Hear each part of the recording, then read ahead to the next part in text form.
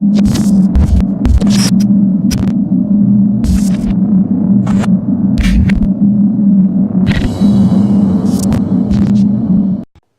hi everyone. So today is a much awaited event of EasyGovt launch. Now what exactly is EasyGovt.com? I did get a lot of phone calls. I did a lot of inquiries about what exactly is EasyGovt.com. So what we thought is we want to actually start a web series where we interview a lot of VIPs, VVIPs, delegates on our show to basically educate and inspire youngsters to understand what government is bringing to them. In India being such a big country with different population, different cultures, different kind of variations, what really happens is it becomes very tough for everybody to understand what their government is ready to offer to them. So we are a third party company. What we want to do is we want to bring out all the government information to a layman language and give it to you. At this particular point of time, during this event, we are going to interview a lot of people who have been making differences, who have been serving the nation, either maybe in a different way or maybe in an officer. So here we will bring out a lot of people to interview and bring their stories to you so that they can create a difference in your life. Their stories are very inspirational and we have been learning that on a daily basis. So EasyGovt.com is going to be a web series where we are thinking to educate people and inspire people so that we can make some difference in our lives. It is not just about running business, it's not just about earning money, but this is something that we want to do as a pro bono effect. At last, what is a much awaited program that we want to start off is just about one thing. It is all about service. That is something interesting. To start off the show and kick off the biggest dream that we have bought in, we have interviewed two army officials who have served the country for almost 15 to 20 years. Now these people have put their lives as well as put their complete training information for us, where we understand that how tough it was to get into an army, to make their mindset, to serve their nation for almost 15 to 20 years. Their stories are so inspirational and I thought EasyGovt launch can be no less with their stories. It's going to become one of the biggest events for us. So let's start this particular show with this start off in August 15th, 2018. And this is going to be one of our starting episodes to interview army officials to bring out their stories and to inspire many youngsters who might know how to join an army, who might not know to join an army, and what it takes to become an army official. So let's start this show with this particular event. Thank you so much, and we will be continually doing it every week, bring a new story to you to inspire you and to do some difference in your local area or maybe to your country directly. Thank you so much. Hi everyone. So today for our initial show of EasyGovt.com for a launch on Independence Day, we have military veterans sitting in front of us. And they are going to bring upon a knowledge, a tremendous effort that they have put for the services and what kind of knowledge they can share with us so that our young generation are going to be inspired by them, as well as what kind of services they have already been delivered and what are the contributions they're doing to the current society. So let's talk to Mr. Philip Stanley here as well as Mr. Kiran Ganapathy to basically understand that what kind of contribution they are contributing to the current society. So let's start the interview and understand from their own words. So hello sir, how are you sir? I'm doing good. So Mr. Philip Stanley and Mr. Kiran Ganapathy. So if you can actually just do me a favor and introduce yourself, what kind of services that you are contributing and what kind of experience that you bring upon to the table? I've been serving in Indian Army as a military policeman and a signal instructor from a period of 16 years. I've been working on that. And after retirement, for 14 years I served in various institutions. As till up to the level of deputy registrar, I worked on that, doing on that. Apart from that adventure as a passion, I was doing it. So whatever was bought from the army, background of building as a paratrooper and various activities, I've been doing it. So that's what I thought. Main thing was like being a military police, I had to be in a discipline man, to check the army discipline. To keep it. That was my role to be taken as a So you're bringing the discipline to our civilian society now. Yeah, especially to do that, yes, discipline is a very important part. It is. So if you can just tell us, when did you join the army, in which year, and when did you start your services and all that? I joined in the year 1988. I joined the army at the age of 18 years. I joined over here. Oh, 18 years. Okay, Yes. you're a young boy. Yeah. Okay. as a army serviceman, or what was the kind of role that you played? This is I'm explaining from the army is Corps of Military Police. It is which plays a totally a different role as you see in a military in a civil police which we have. They have a different trades, like for example they have a driver trade, there are investigation, crime branch, traffic police, everything is there. But as a military police, overall as a personal director, in the sense, for example, to give you a small incident happens, like for example accident happens, it happens only traffic police take case of, crime doesn't comes in picture. The inter police, they train as an overall complete as a one man show. That I have to take my investigation kit, I have to take my first aid kit, I have to drive myself, I have to put my own traffic sleeves as a traffic policeman. Okay. And I have to write my own reports as well as do the investigation and proceed to the court. Wow. So this is overall That's complete. something more inspiring. So, okay. So, Mr. Kiran Ganapathy, if you can actually do us a favor and tell us like what kind of experience that you bring over to, when did you join the army, or when did you join the Air Force, and tell us the story about it. Well, I'm an air veteran, and I joined Indian Air Force in the year 1992. 1992. And, Okay. I got relieved in the year 2012. So a total of a little over 20 years of service I have rendered there, and I was part of the elite Garud Force. And I retired as a junior warrant officer from the Garud Force. And after retiring from the Garud Force, I thought of contributing to the society in the fields of security, safety, and protection. I mean, those subjects which I am passionate about. Got it. So I am currently practicing security and protection in the corporate sector. Achha, you're already working in some of the companies already here. Yes. Okay, I mean, like, see, you told us that you have been part of the educational institutions and you have been contributing. Anything which is related to army, if you can share with us? So, what kind of army experience are you bringing on to education institutions? As I came out from after the retirement, the first job assignment which got into. So, I'm guessing both of you have taken a voluntary retirement. Is that true? No.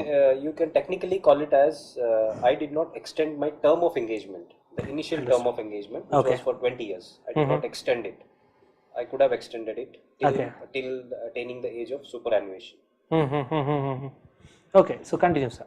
So, as you said, what's the contribution in doing it? What's the difference between the army and getting into military? As I said, we do as a multitasking job. In a military police, not just if traffic is done, a crime person will not come interfere in this. So, it is a multitasking kind of. And it's the same which I compare with as an institution, because which I joined in a management institution as admin officer. First job assignment was there. Okay. And what we see is a management students, any streams of education background, it can be like BCom, BA, BSc, MBBS also can do MBA. Correct. It's all combination. Same thing Management. is management. The same thing is in an army too. Is the same thing is that. So as a overall package to develop them, and so I see the military police package as overall personal development, and same thing in the management skills. If you look at that. So I was getting into how that can be put together, and I find because being an adventure, doing as a paratrooper and various activities, various operations which you do in armies, I said, only this, if you get, I can't get the operation, but yes, I can get the adventure sports into this youngsters to take a part on that, where they can develop a leadership development, as working as a team. So now you have seen the young students and all in your career as well as in the corporate sector. I think, if you can actually share us your educational backgrounds and what made you passionate about joining the army or joining the military. So if you can actually tell us more about it, like what kind of an opportunity you got it, or how did you get to know how to join army and all? Because even today, I would say on my personal experience, not many people know about it, how to join and all. We all see an ad that if you join an army, then you can write an exam. So if you can just put a light on that. Well, way back in 1992, I think I was studying my PUC during that time, and literally as a PU student, you don't get much of an exposure to life, and you don't see much of an opportunity around you. Got it. So it is mostly about you following your peers or following your parents. My dad was a soldier. Okay. He retired as a soldier, and I always grew up around soldiers and in military camps, and in So is that what made passionate about army? So it was somewhere there in behind our minds, maybe that okay, this is one career option which is always open to us. And while I was studying my PU, one of the biggest motivating factor was okay, let's get into some job so that I can get rid of my studies. I think everybody shares that. Yeah. Okay. So that was the one biggest motivating factor. Although, to join any of the armed forces, it gives a separate high. When you get your results that you are selected to one of the armed forces, it gives you a separate adrenaline rush. Correct. And so yes, there are many backgrounds which I played. Probably the most important factor is I grew up in an army environment, so it was a natural selection. See, what I actually get confused is about there are many streams in the army, which I'm not, one of those qualified persons to understand when you don't know anything about the army.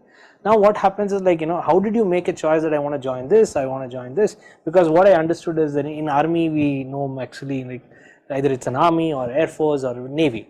So, how did you get into it? I mean, is there something like, because what I have seen in some of the airports is CISF, and I think there is CRPF. Like that, there are many. And what we see in Taj, that is, what happened, terror attack, I think it was NSG. So, which one did you guys join, or, what was it actually made it? Well, I joined Air Force primarily because that opportunity came along, and I was studying in an Air Force school, Kendra Vidyalaya, which was located inside an Air Force base. Okay. So it was a natural selection, I believe. There are many opportunities in the Air Force itself. There are two main big streams which are differentiated by airmen and in the executive cadre as officers. Got it. Right. So I joined as an airman, and you have further different streams in airmen, which again is technical, non-technical, and in technical we have various other traits of technical fields, wherein mechanical, electronics, radar, radio, everything is separate. And again in non-technical you have your accounts, you have your administration, you have your HR, and so on and so forth. Well, while joining, obviously as a 17-year-old, I did not know which stream to get in. Yeah, that's what got me. I think you would share the same experience. Same. It comes because as my dad was in as a veteran, and been along with him studying in KVs only all my career in different locations going on that. And we've been seeing that as a youngster going in a bullet, that is that also firing gave you for an the firing adrenaline range, and they have a paratroopers jumping and all that place. Yeah, that motivates being as a. Got it. So your educational backgrounds, I think the KV is actually helpful to you guys, because you've been looking at some of your seniors joining it, or maybe you prepared for some exams. And during those we had been in NCC also during our studies also. Got it. Also. So what kind of, if some student is watching this particular show and they want to join the army, is there something that you want to share with them? What kind of experience that they have to gain to attend the interview, or what kind of passion that they have to share? Is there anything that you want to like to share? Well, any youngster, any young boy, I would say, would want to be a soldier. That's his dream. Always his dream to be a soldier. Maybe because of the movies, I would say. Yeah, mostly because of the movies. Because the soldiers are always with weapons, guns, and absolutely doing all that uniform that you guys wear. I mean, that is something that we all fantasize about. Whether we are not in the uniform or not. If you look at an uniform, automatically the hand goes for a salute. Yes. So I think most of the youngsters, even today, I think entire country would be looking towards the army like, we love them or we respect them. So how do you... I would like to mention here that, in the present time, there is a lot of awareness about the Indian military services, right? Probably media has helped it, a lot. During our times, it was not like that. So now, most of the civilian population, they do know, what army is, what they do. And it's like respect. A lot of respect is there around. You can feel that. The moment you wear your uniform and walk around, people look at you with respect. Absolutely. And this awareness is definitely has gone up in the past decade. And probably Kargil operations, after the Kargil war. Operations Vijay, I believe. Op Vijay. Yeah, okay. And after Kargil, there is a tremendous transformation in public perspective about military service. Got it. People came to know, particularly in South India. So people were more aware about the services after Kargil operations. So it comes with a respect. So anyways, the youngsters who would want to join any of the services, they have various options. So how do they prepare from the young age? I mean, like at what age should they start preparing? Because what I have studied, I mean, maybe in the newspapers I got an information that is, it's not about your knowledge, it's not about your skill, it's about your health. You have to maintain your health well, then only you can actually think about your studies. See, I would want to say that there is no particular preparation to join army. Got it. The right preparation is the right frame of mind. That's it. Yes, army does have a selection process wherein certain physical standards are laid down. You only have to qualify into those physical standards. And even if you are not very good, if you are not a superhuman, the army will make you superhuman later on. Right? That's what we see in the movies, yeah. So to get into the army, there are minimum physical standards which are required. You have to have you are to be free of diseases. You have to be physically fit to carry out those tasks as a soldier. So if those criteria are fixed, then it's a normal selection process. Mostly physical fitness is the main criteria. And then yes, if you are going into executive cadre, you want to be an officer. There are a separate selection process where the services selection board and your UPSC exams have to be cleared. You have to get entrance. You have to clear your entrance exams, which is conducted by UPSC. Got it. So so these are the various options. So I mean, like, see, being in the army and you have the civilians also. So is there any interaction? Normally, I think you guys would be posted in the border and all that. So what kind of an interaction that you share? Because most of the civilians who look at you out there, they might get inspired, but at the same point of time, they don't really know how to join you guys or basically be contributing. I mean, including, let's take an example, some student wants to become army. Even though today, as you already know, even though they Google it about, might not get that kind of an information for them. So here you are trying to say that you prepare for yourself and you can go write an exam and you try to get in, if I'm not wrong. Yes. And there are certain training centers or recruitment centers all around India. Yes. Is that true? Yes. Yeah. Okay. Is there already? Okay. And second thing, so what I wanted to understand is, like, see, even I'm passionate about, like, knowing about army life and, how you guys have been through. So when you got selected, what was the next process? Like, how did it go inside? Start with you. Yeah, maybe you share a different experience. Share a different experience. Because he was in the military police, I was in the Air Force. We definitely both would have different experiences. So after the exam clearance and you got selected, let's say you got a offer letter saying that you have been selected. Now what happens? First thing, as soon as youngster, just we have a nice hairstyle and all, big and all going on. As soon as when the first time they do the haircut, that you need to identify it's me or what after seeing in the mirror, because the whole face change itself. That's a part of discipline which is there. That was 18 years. 18 years, just 1988, joined in army. Then the process goes is like now we as other regiments which we have the basic training, then they have a separate trades they have which they go to training. If I talk about especially this military police which we have the basic training, then we have a provost training. Basic is what they go through the proper procedure where you have all kinds of weapons training, physical fitness, all kinds of trainings they have. Once you qualify and pass to that, then we have a provost training. That means provost is nothing but they teach you how to write a report, all kind of Army Act, Army orders. They teach about all kind of laws which is there. So this what a police duties are there. That is in war and in a peace. So I think it was more surprising for you that to escape education you went into army. Yeah, but you had to study more. Yeah, we are studying more. I guess that was It always it ended up that way. It is 100% true. Wherein everybody who comes there to escape education are flabbergasted by seeing those big books handed over to us, and we have to put in more hours of studies because there is a lot of training involved throughout the day and very less time given for studies. Achha. And it's like burning your midnight oil to clear those exams. Got it. You have to clear it because you can't just, if you don't clear, you've been relegated. That means your juniors get promoted on top. Achha, demoted. Demoted. And it is not affected. Right now, it affected the whole career. I'm talking about 30 years talking about, that is bad. Who is senior that will get cleared. Okay. So that's what. So what I understood now is you have been more studying, including the army. I mean, like after along with the physical fitness, also you have to maintain both the things. It is. I mean, that was more like, as you said, you are a military police. So I'm guessing that there in India, I mean, like as you see civilians, there are CRPCs and all that. I guess there is something like that for army as well. No, that's what for the army it is. We have a military police. So CRP is totally different. It is. Yeah. So what I think you would both have been surprised is, when you thought you want to escape education, but you had to go into the army and study more, and along with your physical fitness, if I'm wrong. Yeah, so please tell me, like, how was that experience, and you had to go through. I mean, in Indian civilization, I think what we have read is about our police follows CRPC. So what is that you had to study, and how it was? You have to study both the civil law and the military law. That both the things. So you had to study both. So that's called manual. It's not like one. You have to study both. Manual military law, which we call it, which has to be Army Act, Army Order, Special Army Order, Gazette. So part of which is there, as well as the civil, because it's not just army itself. If any army person does any, even a small accident happens, it becomes, we get a double punishment. It is as per CRPC or IPC section as well as the Army Act. It's not that only one, because you committed to both, and on duty it is uniform comes. Okay, so if I'm guessing it right, it's like this: army will check for hits, own laws to be broken, and then check out whether civilian law was also broken. Yes. It's something like that. Absolutely. If I'm taking an army vehicle and hitting, if I, for example, crossing a red light signal and crossing out, it's a civil offense. Got it. Well, Okay. And So you are supposed to be only for the army, or how is it? I mean, as in you said police. yeah, it's a military police for the military army. Yes. Okay, it's for army. Yes. Okay.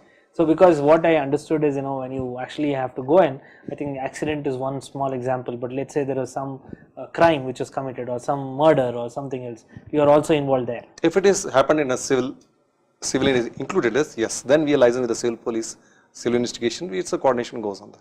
Got it. Okay, I mean, what I understand is, it is more like you will be involved both as well as army life as well as the civilian Yes. life. Is the same for you as well? Yeah, I mean, if I This repeat, my process of going into Yes, the please. was Yes, please. definitely different from his process. Got it.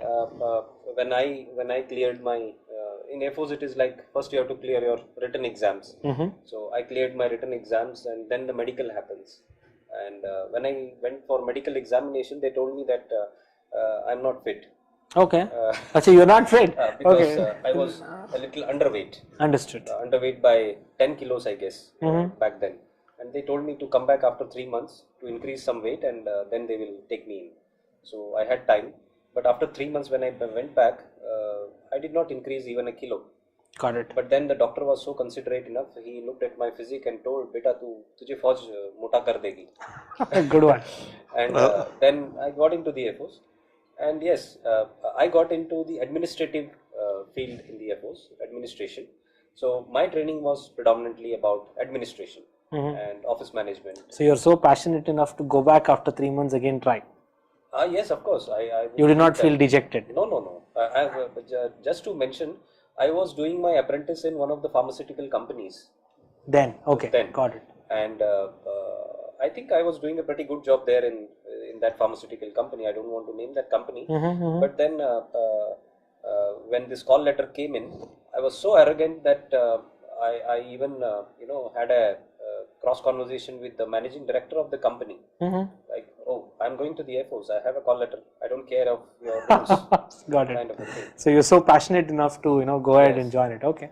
And when I joined Air Force, yes, as he said, the first thing they do is take you to the barber and get your hairs sorted out. And I had a haircut similar to Salman Khan during those time in 1992. I don't remember which movie, Sajan or something. I don't know. Okay. So he had long locks. And, I had certain that similar hairstyle. And the moment I went to the barber, he just shaved me bare naked. Got it. And yeah, that was a cultural shock. And that was even a cultural shock because I was the only child of my parents. So I was pampered to the core. And there they did not treat me as a special child or anything. So I was treated like anybody See, else. everybody outside, I mean, like, see, you guys have been in the army or military, or you have been going through the training. It's all fine. But I'm talking from a civilian side. I think most of the feedback that we all get is we are afraid of the physical fitness test, or we are afraid of the physical exercise that people have to get about 5. They have to run like 20 kilometers, 40 kilometers and all that. Was that really true? I mean, you had to go through all that? Yeah. See, as I told that I am later on, I joined Air Force as in the administrative field, but later on I joined Garud Force. Okay. That's the Special Forces wing of the Air Force. And it literally means that Garud Force is a commando force. And One second, you did say that you were actually joining the admin group. Administration. From admin you went to the field? Yeah. Okay. I mean, Actually, you cleared the exam. No, it's a volunteer. I opted. It was Okay, a you can voluntary. opt it. So I opted for being part of the Garud Force. That was more because that Kida of adventure was there, always biting me. So I thought there would be greater adventure there in the Garud Force. But little did I realize that it was it's going to be a tough journey. Got it. So see, when I went to be a Special Forces soldier, from being a HR clerk, there is definitely a lot of hardships you have to face. The first training I had to undergo is with NSG. NSG, okay. And those people, as you know, they are very tough. and I was during the selection process itself. I was a weakling, Got it. and I would be trailing behind in every activity. But then, as the training progresses, your efforts are recognized, and you put in your efforts to become that much stronger. Got it. And you qualify to be in that league where you qualify to be a special forces soldier. Got it. So it is like the fear is in the mind always. The fear of failure. Yes, I think, and probably that fear is taken out when you are there in the army. So when you say that the civilians have a fear that the physical rigor is going to be too much to bear upon, yeah, I mean army trains you psychologically to bear all that. So, I mean, see, there are two ways to think about it. One is when you're outsider, you always think that, it's going to be tough, and people are showing it in every different movies. I think Prahar is one of the example where you have to jump out of 40 feet, into a swimming pool, if I'm not wrong. So, something like that. Do you guys all go through it, or how is it? Yeah, I mean, what Prahar depicted in their movie is one of the training which happens in Belgaum. Achha, Right? got it. Belgaum, and it's a conventional military commando course, and it is. I would say it is as realistic as possible what Nana has shown there in the movie. Got it. And yeah, I mean, a movie has to be dramatic, right? Absolutely. So, of course, there is no drama created while we do those courses. Got it. But yes, we do undergo those rigors. So what changed you? I mean, see, from an 18-year-old boy and a 17-year-old boy, you had to go through different challenges. I believe every test or exam that you had to pass, whether it was a physical fitness or a skill test. My question to you is, what kept changing in your mindset, or the way that you were thinking? Your decision-making skills used to change, right? So what changed you? Anything motivated you? There are many changes which happens during the course of training. You always end up, sometimes there are lows and ups in your period while you are training. The lows are definitely away from your family, and you're doing stuff which you never expected to do because you are a pampered child in your house. Yeah. Nobody pampers there.